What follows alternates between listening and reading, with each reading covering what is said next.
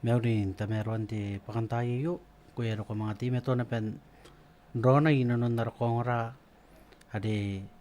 riyekinan anatia katia so men tiriring tapes na yari kawai o sina timeto ande ita kanwan tepung o ito pa ngkuana no o sidi yakina kanwan tepung temon pung angkai saru ko inanon tepung te takawapung imay na sidin na ko inon riyekinan na natia katia so inon tiriring tapes inanon ti takawapung yari mo mo pusmayo ko on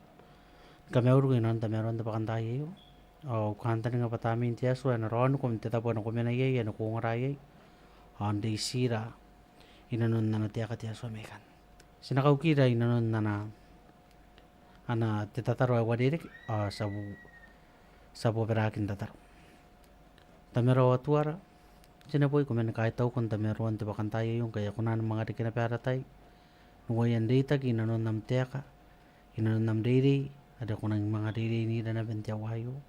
ngai pun na kyo tau me wana nam teka tuwe na kunan kadikya tiriri ya tamero ay may room may busi kun tiya wayo ako na ronay ako na minayro ako na wina wiyon titayo pun ako na deka na no me ang kanta na nam diri ibusi ko na bebigya tanora ki ano ronay non tapakantayo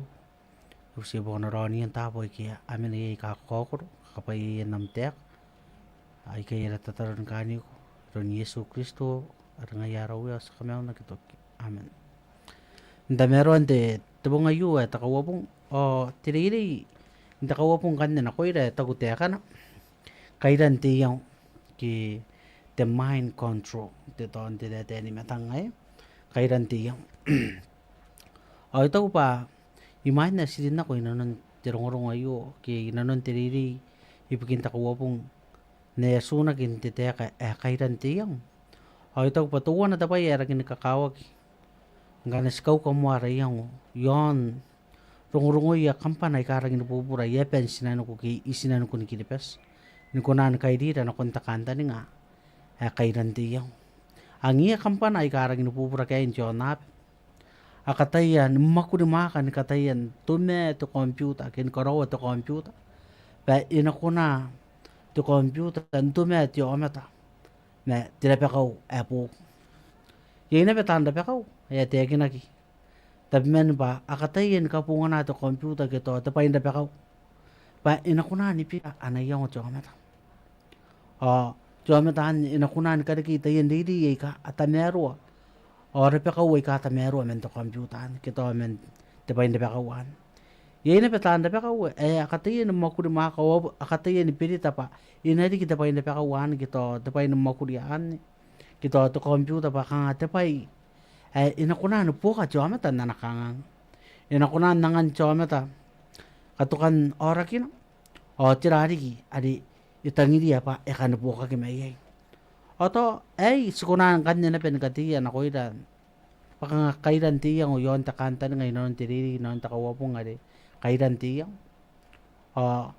sinakunan ka ngay to kakin kanta ngay ka anuri matay katanda pa kaway kay to apon ragin doroy yan takanta nga ikunan na nga titamero anakon jamata me desisirag ikunan mga katiyan itira na tuwan ikunan naman kangay mais pay ka aroy ka ako na hindi kemen tinatip kaway ka po may ngay ipun ko na be hindi kita kanganga kinkarini pay ka kiroroy nanon na nayang utsamata timakuri kiti karawagin tinanda pa kauki karawagin ki kapunganan tinan computer ka akatakin karawaki adi nanon na pas ko na nuri kay pangayra ay ko mata punsita po na pero ngay na may ayaron to computer dira da bay karawag ka para kito anti ay nagliyatan na pa inakunan kani nagipay ka ako na ano po nga na ipukin mata nakunan kay di yang o tinano mata on di niya on suang niya pay ka haragin kakawak men itira na dito wana ay ako na to computer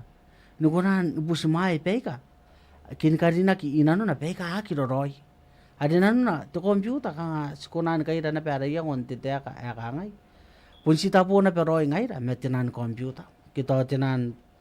ke rapatan na beto computer. Ay tira tapay yari kinakoy ngaira kamata. Sikuna ni kuna no pusimay yang way kata mero. Sikuna na ben mga pusimay yang ay kabubuak. Awan ananunaki ngaya. May itaw pa tapay yara kin kakawak inanon tinunori inanon tetayayo ke tiriri inanon tetayayo etago teakana. Bitakin ke kairan teyang anayang jamata. Ay itaw pa po na yu tapay inanon na to wea pauro. Kana sinora tikipu inanon takawapong. Ade ikasudusuwa pa nga puton tiriri inanon tikipu. Ay itago teakana erikin tapo ke ay piripi tamakoro wawa. Tikipu animewa. Nawari kena ko imi ataku teakan. Kamnanano na tinano nana pe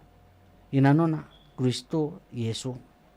Etaguri teakan kamnanano na tinano nana pe inano na Kristo Yesu. Iraw pa ayo terongorongo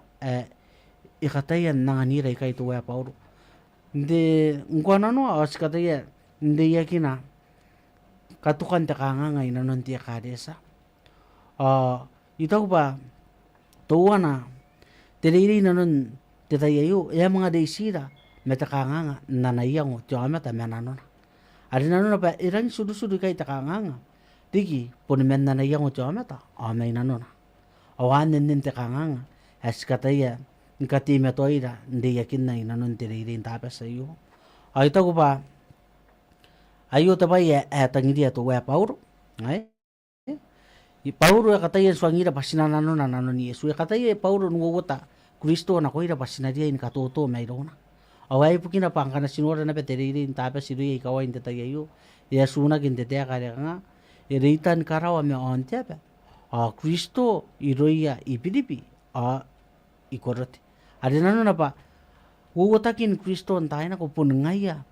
katukan te kanga iroya tanan ni meki datay adi iri kita kanga ngay merenaya puni iroya inanon ayatay no ni meki Yesu angira Paulo inanon takawapong ke tiriri inanon takawapong pa tekanganga pondiki mentenano ke mentiyang awane tetabo ikarigi takabuan pai yaito wana tabok tekinaki pa temenda di sakurupo ka etago pa arayang wayo eriki pa nen tetabo nubo nubuaka imerenan tiroiri ay merenan tebuaka Oto tuwa na may pokon itiran narayang tetabo res kunani yang oye kito ara plane kito ara kabrur tira tabay itekinak ti tetabo yara nagba the front olo pawan tetabo ikunan kosina ikuna yara nagba timere ni pon po kay merenan tiroiri tebuaka ay ari ande na tetabo akunan ntawa teba yeroiri mga anana petapay buaka me inanon tiriri inanon tetayayo Paulo katayan kau ngaira pa ngaira ahamata punarakanga punarayang upas punna kikunaroy ni kontro na rayang kito ni kaira rayang na konta kapenian tamero ibugina pa pun ngaira ahamata ay kasi memera ibugina pa pun ahamata ngaira ay ka iyay kapakar meroa ka tapitay akana kunora da baybara ayang kau ngay ito korang pahanadiyan korak kakura-korayan tayo na Paulo na pepon tete ni Pilipi. Oya ka nga. Si Bonna kikunay pahin ka pen in koroy ni punnoin kora-korar. Na si kunay pahin ka pen. Iron tuwari. Punsi ngay at isa kakura-koray ra. O ito pa. Ani puton takanta nga ay katayin wawasya tuwa Paulo. Paulo katayin nanganira takanta nga pa si Diyay. Ndan. Si Diyayin kapunga na. Diyamata demen na desay bubuki. O ito pa. Ani swangiran detayayo. Pasibon na kikuna ni kairi yarayang sagi kuna nupun karawa te makuri takapenian dukoroyo anta mero ay metantia so ay bukina papun amata ngaira iru ko ngaira merara ay to pa ayo na pepon ikatayan ka ngaira ito wa Paulo ngana sinakon na peta po kay Rom aran siguro ito po kay Rom manua tiki po ono sinakatayan no ito po kayo Rom manua tiki po ay ono nawari kya na koy mi may kay kanari ke mayro may kay nawari kya iro manua tiki po ay ono sinangora trongon tiki po ayo ata ko tiakan tiki po ay ono kapara po de irom da makoruanu atiki ponu ata tekana patinano ayana pa itirapata pondemet atinano ayana pa itatamni pondemeu atiroi ita pakana sikarawan nora tirongorong ikai don tuwa pauru akataya nangani takanda ni ngayamuan tetameru apa ngaira aika ameta sibonnaki kona utara nikona ne peidi arun aram makur penar kuroi metan tiaswa awane pukina nge enang kita nira Kristo Yesu atira tapai adi kidoni Yesu eperita na koira ikasuka te tamne yero ini papun singai te sapokira bauru iro manua atike ponowa ikataya ni kame ata te kanga pa anaya ngo terapatan kapene itegina ki pa anaya ngo terapatan kapene uwota temete metemeu inanon te tamne yero ini ki anakaidi te tamne yero ini uwota temeu ateroi ni yeron ade itegina kintike poyo ito papuna yu na pero na bet te ba ya ikanan na ikai yanday pauron te bukene te moni korinto te makoruwa atike te bi metawa na kon te bi mewa ngai atira te ba ya karawa kinapen ka suru kan pauro ponte kinana pe kan aron ponganan te tamni ya roi papun ngai ya te sapukira ni konani bisi nanora marayang ito pa ane te puton takantan ngai nanon tirongorong inanon teriri inanon takawapong ay tau ba teriri ayo si swangira ay kawu ay kay pa sinakona makurin ko na nakapungan ay ibu kinipitakin na reyang me ikasudwa na pa ikay tabay para pa tira tabay erang kakawag pa sinakona nibisiya yarayang nayaron na resan te akin kay tuwa na sinamakurin me tetamni yaroy di tetamni ya roi pun singai ya desa bisi nanora te aginaki pa tetamni ya roi sakit si desa bisi nanora me te aginaki nebe pa pun ngai ya akona nanganira to kona ndau inanon naroni mek tau pa tuwa na me bokon te akin na tuwa paur ibokon anamma ku di tetamni ya roi to tabmen dan ka para akatayan ngatamni ya tetamni ya roi haran na tetamni ya roi pangayarun ti to kita ti sa kuro inanon temen na kunan nimakuriya kento kita na nanon temen na kunan kuri on kanako ipeka akira roi inanon te sonimek inanon chama te sonimek on kanako ipekan on karini ipeka aroroi inanon te sonimek ki inanon na iya ona te sonimek awan roi te pa ya kantan nga kiron te sonimek sagi kona ni kai raraya ngono kon takapenen tamero ya puroi menanon Kristo Yesu ibugina pangkana sikoroy noin kura asinapon na kirokoroy na kon na dia kantan ngai etiaswa ibugina patinan dapat tangaira mangkana sibusumaya te tamni ya roi na konanora ay te ginak papun si te tamni ya roi konan nanganira te to kona ni pitaki to kona na karawan nanon tiaswa ay tau pasag singayan sagi siang anak tibitak masang anak na petiraw matuwa na may pokon tapay ng makudi kapungan natin tamni ya roi ite ginagi papunta pa para anatea katiaswa anatea katiaswa pun ngaya te kapeng kakang waitira wina niro na ite ginagi nepera awa di bimawa kuna nipita nanon tiamata men wakaka na kon roi men na yung yagiroi na kon roi awan tisipanga inanon tabong at takawapong itaw pa sinapesin kakapayagin si pangaray nanon takawapong ayo adi yapon nanganira na petakantan ngay kay pa hoin takanga ngay nanon tiolimek inanon tiya kadesa pondi ki mentiyang mentenan ganaya kiroi tiyang ay kiroi tiyanan ay tiyagina kipa inapondi kita kanga nakon tisonimek ay na rota tirapata ada dapatan ti kadesa de pun Kristo ada pun ngair awan ta kanga masanga nakikay takantan nga inanon tetayeyo sikaw nga sikaw nga papun ngair roi kanga yaro ratu computer de sukunan ni pusmai pe ka roi sukunan na pe ni pusmai pe ka apupuak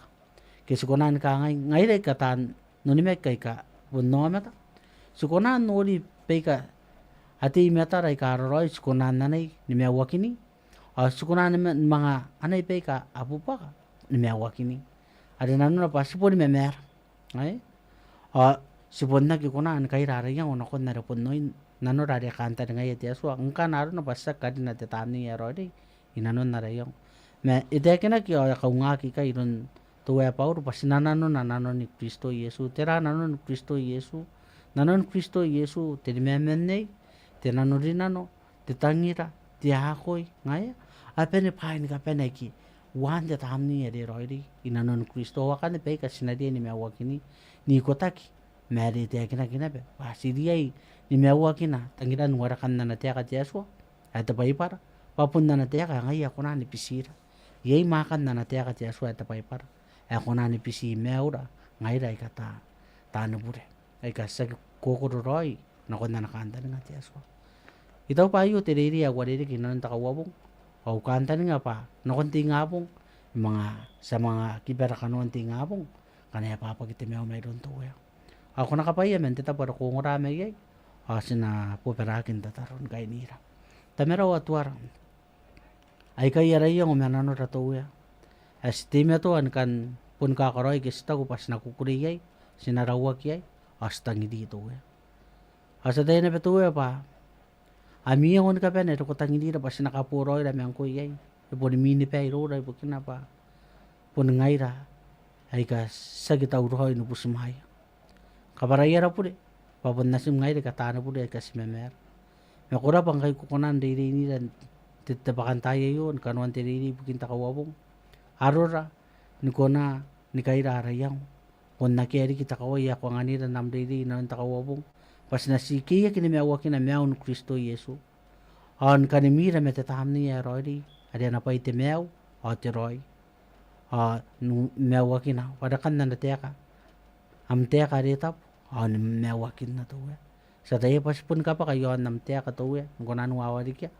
pai bugina basta kinang inora kakawa kina me makan os sa kan pusimaya na koira me susikon tiya wayo kono ronira ako na kay sakina nora an kay dia da yang on ka pen to ya inanon nikiran naway kay mira dapakan tayo sa kan ko me ora papun nampay akakapay tanoran da tayo ni ka pen ay kaya taron ka pen ki ko sira kena pen ako anu ni ko tag me kinano ya ilo ni Yesu Kristo araw ya amen.